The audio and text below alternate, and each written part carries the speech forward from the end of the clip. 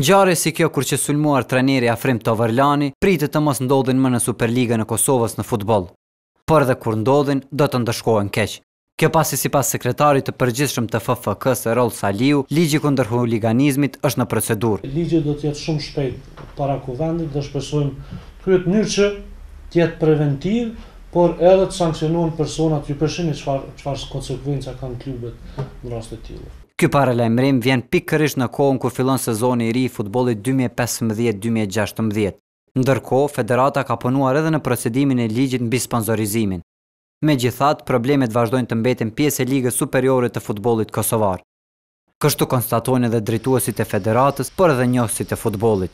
Disa klube janë shumë mirë përgatituna, disa janë pak vonë.